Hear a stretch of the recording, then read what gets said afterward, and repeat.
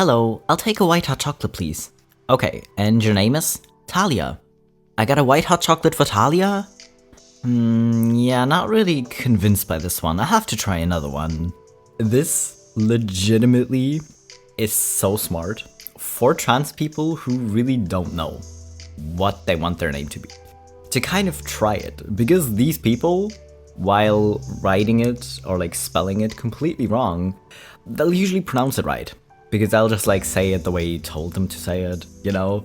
So it's really smart. So if you don't know, and you have a coffee shop that kind of calls out your name like this, try that. Alternatively, you could just ask your friends, you know, but if you don't really feel like you want to ask them because you're maybe not out to them and you don't feel ready to come out to them, then honestly, this might help.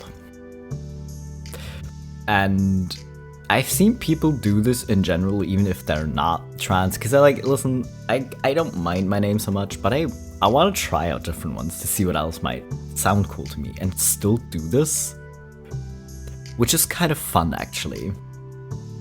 Hello, BabyQueers, and welcome back to my channel. We're starting out strong with super cute comics. If you've been here any amount of time, you know I love queer art and cute comics, so amazing start to this video, I'll be honest.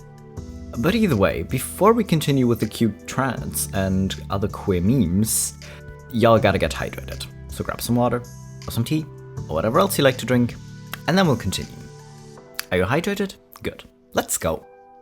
Queer saves time explaining myself, and I am tired. Queer does a better job of being all-encompassing than a string of letters of any length. Queer is vague, and that's good. Queer doesn't insist on hard lines between categories. Queer means weird, and we know and we revel in it. Truth be told, a lot of people think being queer is weird. And think a lot of random things are super weird, and you may or may not even get why they think it's weird. You know, but honestly, queer as a label itself is honestly kind of wonderful. Because it doesn't have to be hard lines. It doesn't have to be, okay, I have everything figured out. But it can be. It can just be like looking at everything and just being like, you know what, I don't care enough to explain myself to other people. Like, I know who I am and who I'm attracted to and who I'm not and when I am. But it shouldn't matter that much to other people. You know? But people are noisy. People are very nosy. And honestly, just being like, yeah, no, I'm queer, saves so much time explaining. It might get you some arguments, no, but what are you really? Because people like being weird about labels. You know, but honestly, it's such a comfortable label to use somehow. Whereas we're really not coming for people who want to obviously use other labels. If you feel more comfortable using bisexual or lesbian or whatever, go off. But still, a lot of people, I think, would probably just like queer, you know? One of my good friends just came out to her boyfriend about being ace. She was so worried about it, and she's used to having to explain what asexuality even is, even before she can worry about getting acceptance for it. So she asked him if he knew what it meant, and he was like, oh yeah, one of my favorite characters on TV is Ace, Todd from BoJack Horseman. I get that, and it just made her entire coming out so much easier and more accepting, and she's so much happier now. Just like, representation matters. But literally this, because if you're not a certain orientation yourself, or if you're not queer at all maybe, you probably don't know what anything means, because you've never had to be like worried about it, or you didn't have to think about it or research it because you're trying to figure out, you know, what the thing you're feeling is. So just seeing characters on TV that are a different sexuality isn't gonna turn you that sexuality. Guess what? Seeing queer people in the media isn't gonna turn your kids queer. It's gonna make it a lot easier for the queer kids to accept themselves and like learn about themselves. You know, and it's actually really just gonna make coming out so much easier because they're gonna be like, oh yeah, no, I've heard about that before. Or, yeah, no, I've seen that. Like, obviously, with any sexuality, really, but especially asexuality, the lines of where you lie within it and what may or may not be comfortable with is still gonna be a long conversation for you and your boyfriend, probably, but the whole coming out itself just got so much easier for you. I'm so happy for you. So there's this huge dude bro in my class who yesterday sat next to me, and I'm sitting there sweating because like I'm wearing my shirt with a lesbian flag on it, and he's the most popular jock in school and always has this look on his face that says I can and will kill you. He looks me up and down and stares at me for a minute and then goes, "So, girls in skirts and long socks, am I right?" To which I nodded solemnly, both out of agreement, surprise, and also a healthy amount of awkward fear. He nodded and went, "Yeah, you get it." I said, "Yeah." He fist bumped me and we went about our lives. Wait, I forgot to mention, I saw him at lunch the same day. He ran up to me, tapped me on the shoulder, pointed at this super sweet girl who comes to the GSA, and asked if she's gay. I told him he should ask her because that's not my place, and he said he would. I thought that would be the end of it, except 10 minutes later, he came back and told me he found out she's bi and that both of us have a shot. I said, "You more than me," because he's attractive and popular. But this wholesome dumbass really looks confused and asked, "Because I'm tall?" So, this isn't lesbian jock solidarity, but I thought you guys would want to know. My math teacher was trying to fix the rolling whiteboard, and he just offhand said, "This would be easier with a wrench." And that ass dude bro said, "Hang on," and then proceeded to pull a freaking wrench out of his backpack.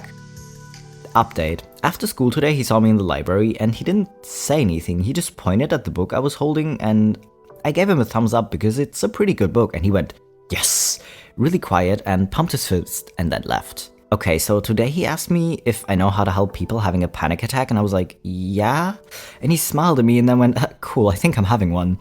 And I was like, "What the hell, Colin? We're in the middle of tech class, sit down." And we went out in the hall and sat there for a while, and he told me about the tests he's stressed about, so we kind of went over a study guide, and when he was feeling better, he kind of like smacked his head against mine gently, and I helped him up, even though he's almost a foot taller than me, and yeah. Today at lunch, we walked to the football field and laid in the grass, and I told him thank you for being my friend, because I don't have that many, and fist bumped me and said, "You always looked so nice and chill, how could I not want to be your friend?" And honestly, y'all, I would have started crying if he hadn't sneezed and accidentally smacked me. This is kind of the epitome of don't judge a book by its cover. Because, yeah, a lot of people generally in public, when they're just out about, have a look on their face that is either, well, for them it seems neutral, but it might still look very mean or like kind of like they're in the bad mood from the outside, when in fact it's really just them just like having a natural face. And especially that paired with being huge and like muscly can potentially be threatening to people, sure, but honestly it's the same with at the gym. Like usually the biggest people at the gym will also just be the cutest and sweetest people, really. So yeah, and also I love this reaction of just looking at him being like, "So girls with skirts and long socks, right?" Because he's like, "I want to start a conversation with you and I'm not sure how to, but you're a lesbian, so girls, am I right?" Without being gross about it. So congratulations on your new friends, you seem really fun together. And please stop smacking each other by accident. You're gonna get hurt.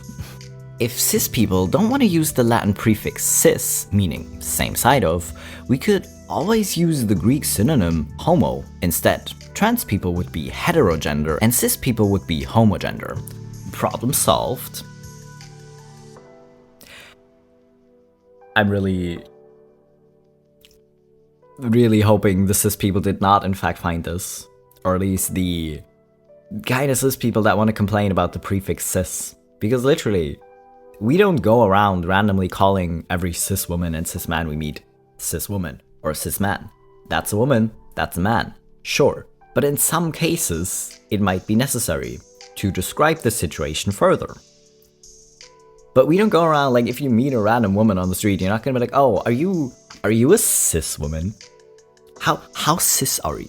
Like, who does that? That's demented. But still, if you really don't want to use cis, we could always use homo instead. I was at Walgreens buying my brother a birthday card. An elderly woman was also in the aisle. She said, "Can you believe they have wedding cards for 2 men? And look, even 2 women." Screams internally. But then she said, "I've seen so many changes in my 80 years. It's wonderful how things are moving forward." Internal tears of joy. She then mentioned that she didn't know any gay people, but that everyone should be treated like they would want to be treated. I smiled and said, "You know one now," and pointed at myself. She smiled, patted my shoulder and said, "Now I do." And we got the picture proof, by the way. But this is just cute. This is just cute, and this is also why I will not let people get away with the, oh, they were born in a different generation. Sure, but that's not really an excuse to continue being a dickhead if you ever were one, or to not learn, you know? Because that's really not an excuse. Like, sure, yeah, if you grew up in a century, or like in a region, or in a family, or whatever, that was generally already more open and accepting towards things, even if they're not those things, you know, then sure, yeah, it might be easy to just be like, yeah, maybe I just treat people the way I would want to be treated, you know, without hating them for random things that they literally had no control over. Than it is if you grew up in a century where you were told that the gays are disgusting or whatever. But, you know, still, this is adorable.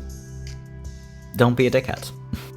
McDonald's gave me the boys' toy in a Happy Meal, and I've been transgender ever since.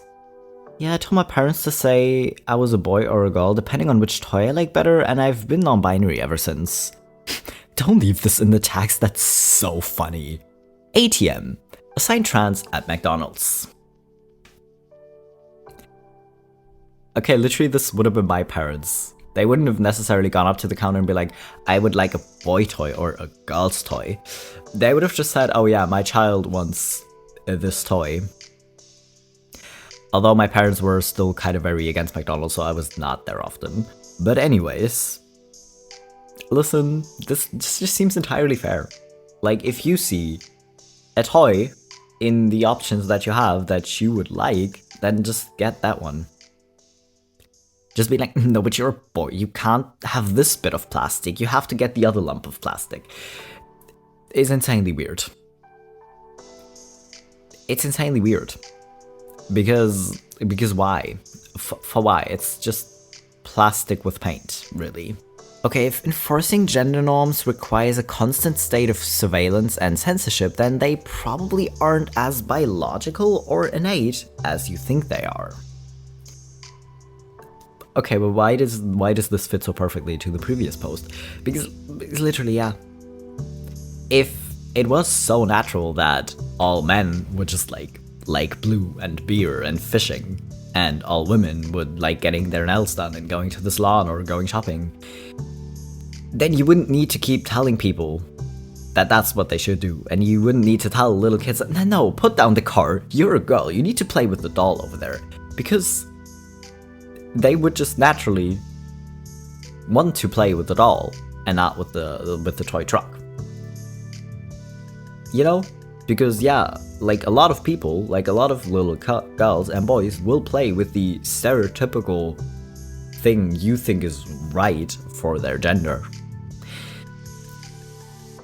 But still, like if that's what they want to do, no one's coming for it. You know? And the same with like adults. Like sure, yeah, some adults will literally just naturally gravitate towards those things, but a lot of them will still do the things they were conditioned to like. Just because they feel like they have to, because otherwise they'll be called less of a man, or, you know, insert any random derogatory term, really. So why are people weird about gender roles? My dad has been speaking to a royalist in his street, and when my dad said we should get rid of the monarchy, this bloke said, who would you have in charge instead? A load of transgenders? And I'm obsessed with the idea that you can either have a king or a council of trans people. Ally voice. I would swap King Charles III for a load of transgenders in a heartbeat. Where do these random people come up with this? Because why is that the first thing your mind goes? Like, y'all are more obsessed with trans people than trans people. You know, like, what is that? Why? And it's never in a good way, because it's always very demeaning and a very, no, but this council of transgenders. Like, what? You can either have a king, or, yeah, sure, kind of a council, or, you know, other system where a bunch of people make decisions together. Sure, but why is it a council of transgenders? Do we have to prove our transgenderness to get into the council? Because that seems like a cis person to do. To be that invasive about people's lives. You know, what? I'm confused, but I'm still kind of here for the council of transgenders, really. That would be really fun. You know, just show up with like a children's picture versus a now. Like, I mean, you show up in person, you just need to show a children's picture. That'd be kind of funny, really, and a very sort of non-evasive way, but still. What? My surgeon, in response to my blue hair. Oh, it matches your gown. This is the most common hair color I see on my trans patients, though. Dude really said I have blue hair and pronouns. Dude really said y'all like the third person this week with blue hair and pronouns. But to be fair, he didn't really even say it in a judgy way, like, another trans person with blue hair, how original. He just went, it matches your gown. And also, like, don't worry about it, because, like, you're literally the third person this week I've seen with blue hair and pronouns. But I can imagine you feel called out in that moment. I think when I got my top surgery, I didn't actually have colored hair. I think it was kind of my natural hair because I was trying to grow it out. I think. I'm not sure anymore. Convo between my 7-year-old students today. Josie, I have a new crush. Matt, me too, on a boy. Pearl, you're a boy with a crush on a boy? Matt, yeah, he's really cute. Pearl, oh. Pause for a bit. Matt, boys can like boys. I just can't marry him because boys can't marry boys. Me, they can, actually. You can marry whoever you want. Matt, really? Josie, yeah, my Tia has a wife, so now I have a TT and an auntie. Matt, okay, then maybe I marry him. Dave, from across the room. No, you can't, you're 7. Dave kind of has a point. He has a point. You're gonna have to wait a couple years, you know, but if you still want to marry him, or another boy, then you can. But for now, I'm afraid Dave is right, you're 7, you can't get married. To anyone. If you're both into it, you can kind of have a pretend wedding, which I always thought was super weird when kids do that. Or like more when parents force their kids to do it, like if the kids themselves want to do it, it's kind of fine, because whatever, you know, but yeah, you can marry other boys, you just gotta have to wait until you're older. You know, I know kids get really sick of hearing that, but I'm sorry it had to be pointed out. Do you want to hear a cute trans story? My mom chose my dead name, and it was really important for her, so when I transitioned, I asked her to choose my new name. She was the one who named me Sophie, and this name always brings me joy because it reminds me that she supports me and loves me. This is way preferable to the people who flip out and be like, no, but it took so long to, like, figure out this name for you. It's like, sure, like, I appreciate you tried to give me the best name you thought you could, but if it's not working anymore, you're not obligated to keep a name. Like, even if you're cis and would rather be called something different than the name your parents give you. I know some parents get really weird about it. Like, I know a Benedict who's always just called Ben. But whenever someone calls him Ben, his mom kind of loses his shit and be like, no, but I named him Benedict. You better call him his full name. Like, bro, no one does that. Like, so many people go by nicknames, even if they don't. hate their name, you know? But generally, like, if you have supportive parents, kind of asking them what other name they would have given to you if you were born, you know, the gender you're transitioning to, is kind of a good idea. Honestly, I kind of asked my parents and they didn't even remember anymore what name I would have had. I was probably not gonna like it or choose it anyways, you know, gonna be honest, but I at least asked. 12 years ago, I sat in a nearby church, abashedly asking God to help me get over my feelings for a girl. 6 years ago, my mom and I both cried as I told her I was dating a woman, a coming out confession long overdue. Tonight, my son and I are having a dance party while my wife hangs along in the kitchen cooking us dinner. Life can be so sweet if we can hold on and find the courage to be our authentic selves. Today, 4 years later, we are on the cusp of having our second child, and my mom, our son's Nana, who struggled so fundamentally with me being gay, is here to support us through this transition to a family of 4. Listen, I really like when this happens. Because, again, I kind of understand that if you were raised to believe that it's wrong and that it's disgusting and sinful, it might be a little bit harder to accept and come to the terms of, hey, well, they're my child and I should love them, and if that's the way that living life feels right to them, if that's who they are, then I should support them. You know, I guess it can be a bit harder, but that doesn't mean you shouldn't, because this is adorable. Because it's just cute. I love people coming around and being supportive and be like, listen, I'm sorry.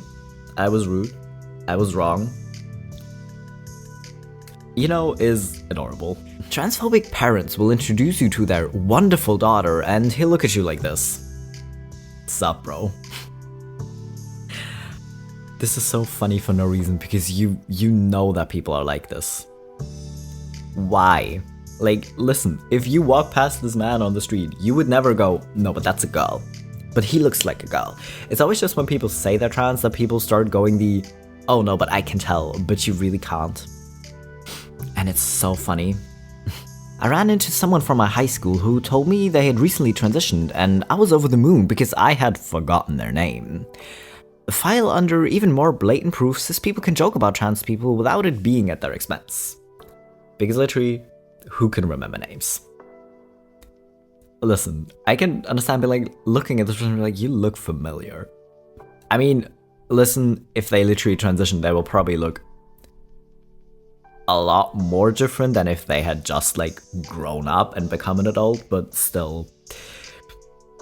This would still be me. Because I can't remember names or faces. Because then I'm like, I know this person, but name? Where do I know them from? I might not even remember.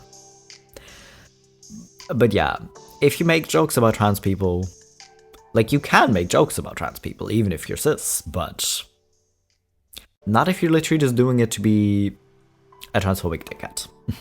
Before my grandmother passed away, we were going through some old pictures, and there was a man there that I had never seen before in a photo with my grandmother. And then another photo of this man in a military uniform. I asked her who it was, and she laughed and said, "Oh, that's the boy I knew in school. He wrote to me when he joined the service." She then leaned in, conspirator style. He would tell people I was his girl so they would leave him alone. He had a boyfriend, you know. My grandmother was literally someone's beard back in the day. Be like this grandmother. Just be like, listen, I don't really care. Use me as an excuse to not have people question it because I know people are rude. Be like this grandmother. That's literally just chill. Just be like, yeah, no, send me letters and pictures and I'll send you like letters and pictures back, you know? And that's literally just so cute. And again, being born in a different generation is literally not an excuse to be a dickhead. Early in my transition, I had tea after work at a coworker's. It took me a moment to put things together when I walked in and my friend wasn't wearing her hijab. I had never seen her without it before.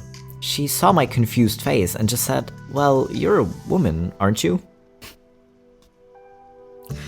And also, being of a different religion, I know a lot of religious people like being hateful towards queer people. But it's still not an excuse to do so. Because Because why? So literally, yeah, I mean, you're a woman, so it's okay if she walks around without her hijab on. But I can kind of understand it, because like usually, like even if you like know her from work, there'll definitely be men there, so she's obviously gonna wear it. But I can kind of get the confusion. I mean, look, you can laugh at my taste in music, but you can't deny that men back there weren't wearing dresses on stage. You'd never see Kurt Cobain or David Bowie dressing like women. You sure about that? Are you sure? Are you really sure? Because, these pictures say otherwise. Because literally, just why? If you don't know what you're saying, but you say things so loudly and confidently.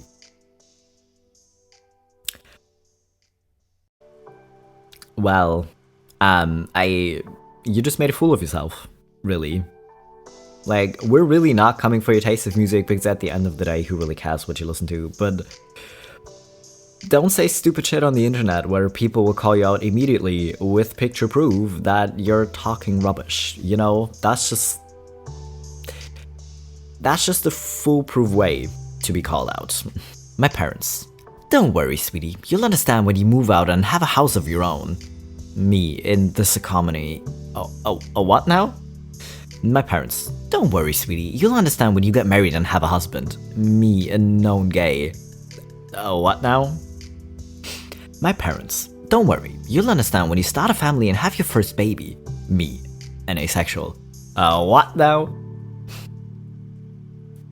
If you're a known gay, it is really rude. Like, if your parents don't know you're gay, I still think it's weird to just like go around and assume everyone is straight. But still, if you know someone's gay and you still go, no, but when you find a heterosexual partner, if you find a man, or saying to your son, oh, no, don't worry, you'll find a woman, a woman, a feminine woman, you know, it's weird. It's really weird. What are you doing? And also, we don't need to talk about the house one. We really don't. But still, again, kind of going around assuming everybody wants the same things out of lives that you had is kind of weird. And also a very foolproof way to be wrong, because how do you expect the same thing to work for everyone? And how do you expect everyone to want the same thing? Do you know how many people there are? That's not gonna work. Yeah, sure, I may have been assigned female at birth or whatever, but in school I was often assigned homework, and I was bad at that too, so don't expect too much. Like, really, just know. Listen, just because you have been assigned something doesn't mean you need to do it your entire life. You should be doing your homework probably, but I'm gonna be honest with you, I didn't always do my homework either. So I'm really not gonna stand here and say like, oh no, but you always have to do your homework. Listen. Is it better to do your homework? Sure. You know, but literally I cannot judge you for not doing it. Today I was talking to my dad and I referred to myself as his son, because I'm gender fluid. And he said, today's a Sunday, huh? And I was like, yeah. And he was like, I thought today was Saturday, not Sunday. And I just laughed for like 5 minutes. Oh no, diversity only makes dads stronger, more powerful. The dad jokes are evolving. And personally, I don't know how to feel about this. But at the same time, it's really sweet, because he's so supportive. He's like, huh, but today's Saturday, not Sunday. You're a day too early. It's so cute and sweet, but I hate like puns and dad jokes. But it's adorable, so I can't hate it. But I want to, but I can't. You see my issue. I'm pansexual and I was afraid to come out to my parents. And there was this girl I liked. I was scared if I told her she was grossed out, I would die. One day I came out to her, she looked surprised. I was ready to cry, but then she said, wow, you're pansexual too? And I was so happy. And now she's my girlfriend, all thanks to you. Then I came out to my parents. My mom started laughing and my dad blushed. Then my mom said, your dad is bisexual. And damn it, I'm laughing so hard. Okay, I get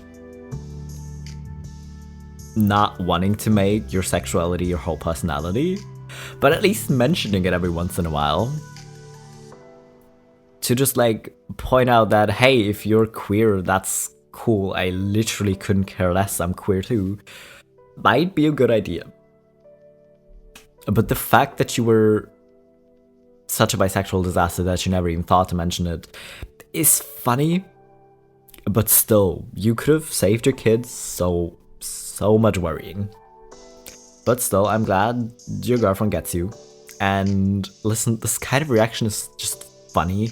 Just be like, oh, hey, yeah, I'm pansexual or I'm asexual, and the other person's like, wait, no way, me too. Listen, if you've ever experienced this, you know exactly what I mean. It just hits different, you know?